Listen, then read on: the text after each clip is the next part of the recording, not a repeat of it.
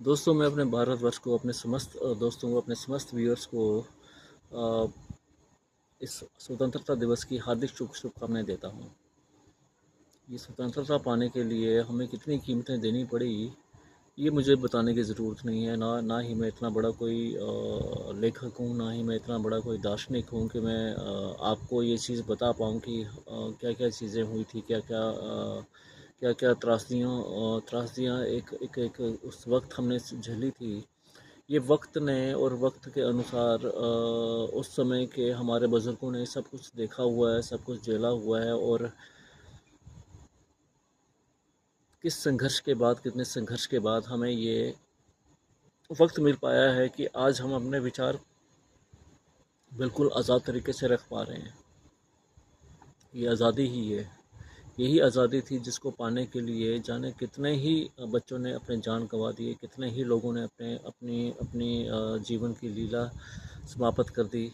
चाहे वो जलियांवाला बाग हो, चाहे वो भारत छोड़ो आंदोलन हो, या उससे पहले के ऐसे कुकृत्य जो अंग्रेज़ों ने किए हैं। मैं किस किस का नाम लूँ, और चाहकर भी मैं आज जब मैं सोचता हूँ तो मैं उन देशों को माफ़ नहीं कर पाता हूँ। मेरे मन में कहीं ना कहीं उनकी प्रति एक दुर्भावना जाग उठती है। लेकिन क्या करें, जो अत्याचार करने वाले थे वो भी चले गए, और जो अत्याचार सहने वाले थे वो भी अब अमर हो चुके हैं। आज हम आज़ाद हैं, लेकिन देखा जाए तो आज भी हम गुलाम ही हैं।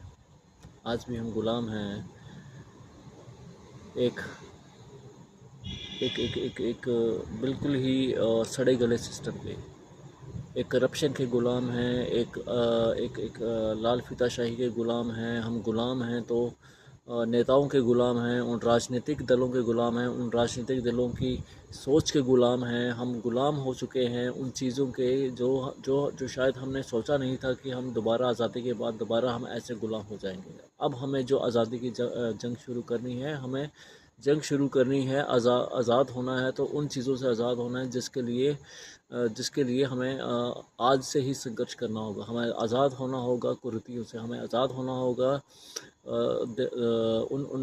उन नालायक नेताओं से, उन अनपढ़ पॉलिटिशियन से, जो हमारे ऊपर अपने अपने विचारों को थोप रहे हैं।